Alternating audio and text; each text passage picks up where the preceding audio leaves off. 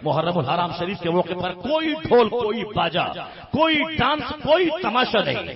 اسلام میں کوئی ڈھول باجا جائز نہیں. اسلام میں کوئی تماشا اس طرح شراب پی کے گایا پکایا بھانگ پی کے چرس کھا کے حسین اعظم نے گردن کٹائی اسلام کے تحفظ کے لیے، اور یہاں حسین کے نام پہ دھمال اور تماشا ہو رہا ہے، اور ناچا جا رہا ہے، گایا جا رہا ہے، گھمایا جا رہا ہے، خوب صاحب مستی کی جا رہی ہے، اور بہت سارے صاحب بدعت و خرافات انجام دیے جا رہے ہیں. جو کام غیر مسلم چاہتا ہے کہ میری طرف تم ننگا ہو جاؤ، مسلمان بھی وہی سارا کام کر رہا ہے. یعنی جہاں وہ دستاری کو جہاں وہ دفنانے اپنے ہاتھ سے بنایا اور اپنے ہاتھ سے دفن کر دیا، اپنے خدا کو بنایا دفن کر دیا، وہ چاہتا ہے میں دفن کرتا ہوں تم بھی دفن کرو. عید میں دفن کرنے کا کوئی موقع نہیں، بقرعید میں نہیں. وہ خوش ہوتا ہے محرم میں دفن کرو میری طرح، اپنے ہاتھ سے تازیہ بناؤ، تو قبر بناؤ اور اس پہ نشان بناؤ، اس میں صاحب یہ وہ بھرو اور اس مصنوعی کربلا میں قبر کھود کے اس کو ڈال دو. ہم نے فصل کر دیا. اب کافر کہتا ہاں تیرا کام اب میری طرح ہو گیا ہے، میں پھنساتا ہوں تو بھی پھنساتا ہے، میں بناتا ہوں ہاتھ سے تو بھی بناتا ہے. اس لیے اے مسلمان تہوار کی اہمیت سمجھ.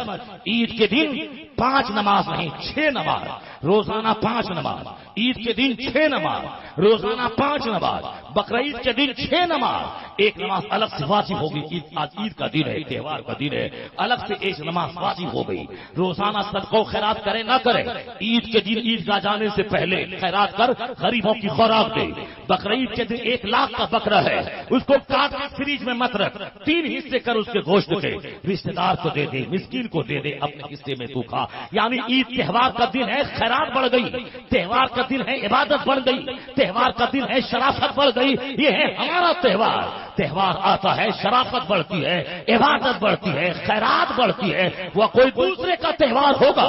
جب تہوار آتا ہے تو ڈانس بڑھتا ہے، شراب نوشی بڑھتی ہے، شرارت بڑھتی ہے، ناچ اور گانا، رقص و سرود کی محفل جمتی ہے.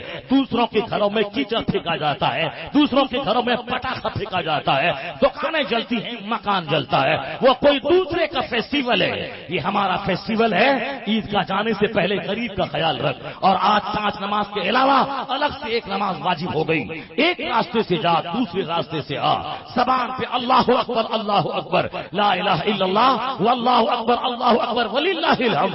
صدائے تکبیر سے گلی کھونج جائے، لباس سے میری شرافت ٹپکے. عید بقرعید کے دن جب مسلمان عیدگاہ مسجد کی طرف جاتا ہے، ایسا لگتا ہے کہ امریکہ یہ کرسچنوں کا ملک نہیں ہے، لگتا ہے یہ مصطفیٰ کے غلاموں کا ملک بنتا جا رہا ہے. نعرہ تکبیر، نعرہ رسالت، شہید اعظم کانفرنس، مسلک اعلی حضرت، نظام مصطفیٰ.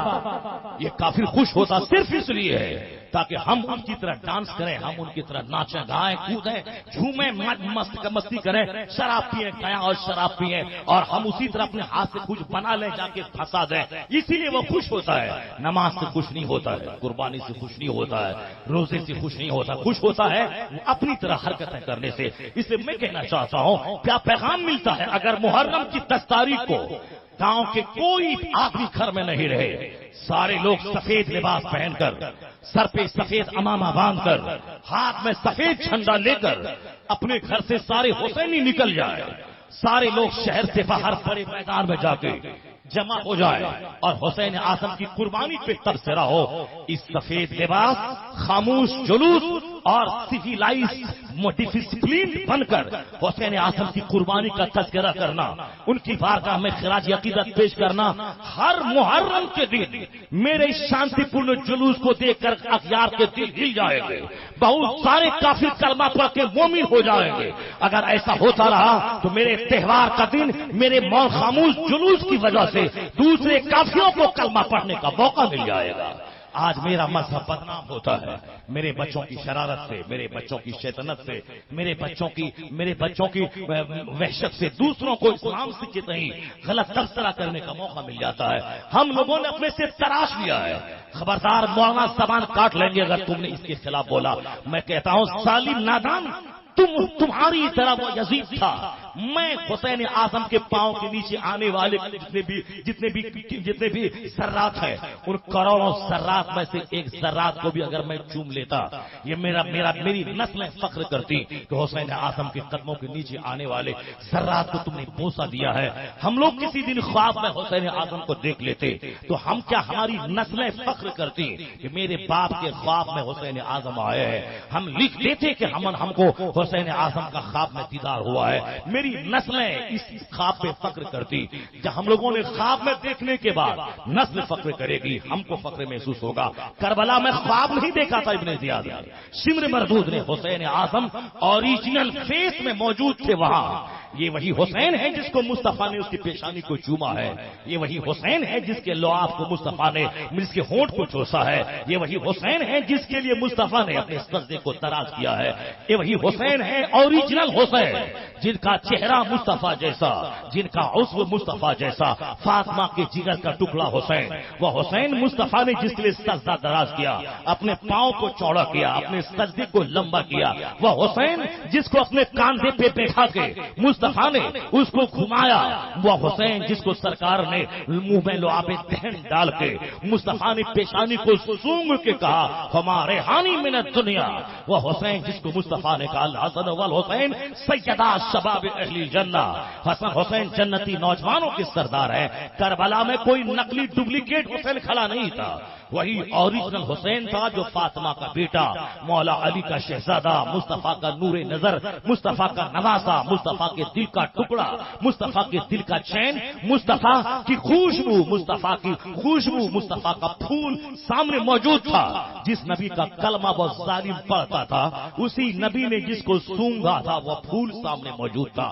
ہم لوگ مدینے کے کتے کی قدر کرتے ہیں، مدینے کی مٹی کو چومتے ہیں، مدینے کے کانٹے کو بوسہ دیتے ہیں۔ آج اگر کوئی آل رسول مل جائے 1400 سال کے بعد وہ آل رسول ہے یا نہیں کون جانتا ہے؟ 1400 سال میں کہاں کس کی نسل بدلی، کہاں کس کا خاندان بدلا، کہاں کس کی ماں سے کیا خطا ہوئی، اور کہاں کس نے غلط جھوٹ اپنے آپ کو سید منسوب کر دیا۔ 1400 سال میں کیا ہوا نہیں ہوا کون جانتا ہے؟ 1400 سال میں کسی کا نسل، کسی کی نسل سلامت رہے کون جانتا ہے؟ کہاں کس سے کیا خطا ہوئی، کہاں کیا ہوا کوئی نہیں جانتا، مگر ہم کو اس سے کوئی بحث نہیں۔ ماں سے خطا ہوئی کہ باپ سے جرم ہوا کہ گاؤں دیہات کا آدمی شاہ صاحب شہر میں آ کے سید بن جاتا ہے، ہم کو اس سے کوئی بحث نہیں۔ یہ سید ہیں تو ہم کو اعلیٰ حضرت نے پیغام سکھایا ہے، ان کے پاؤں کو چوم لے، ان کے ہاتھوں کو بوسہ دے دے، ان کے پیشانی کو بوسہ دے دے، اس لیے کہ مصطفیٰ کی اولاد ہے۔ اب وہ اولاد ہے یا نہیں ہے وہ جانے، مگر وہ کہتا ہے کہ میں سید ہوں، اب میں ان کی پیشانی چوم لیتا ہوں، میں ان کا ہاتھ چوم لیتا ہوں۔ 1400 سال کے بعد مصطفیٰ کی اولاد کوئی ہو اور اس کے جسم میں مصطفیٰ کا خون ہو، یہ رسپیکٹ، یہ احترام، یہ 1400 سال بعد نہیں بلکہ عین اسی وقت میدان کربلا میں اوریجنل حسین موجود ہے۔ یزید کو تو چاہیے تھا حسین اعظم کا تلوا چاٹ لیتا، حسین اعظم کی پیشانی کو بوسہ دیتا۔ ابن زیاد، شمر مردود، عمر ابن سعد، خولی بن یزید، سنان ابن انس، یہ سارے ظالم حسین اعظم کے پاؤں کی گرد کو چوم لیتا۔ آپ کے مصطفیٰ کے نواسے ہے، حکومت تمہاری ہے، قبضہ تمہارا ہے، دمشق تمہارا، شام تمہارا، کوفہ تمہارا، بصرہ تمہارا، ہم لوگ تو آپ کے خاندان کے ٹکڑوں پہ پلتے ہیں۔ ہمارا حق ہی کیا ہے؟ آپ ہیں، دنیا آپ کی، آپ کے ناراجان کی کائنات ہے، بادشاہ آپ کی، خلافت کا حق آپ کا ہے، آپ بادشاہ بنے۔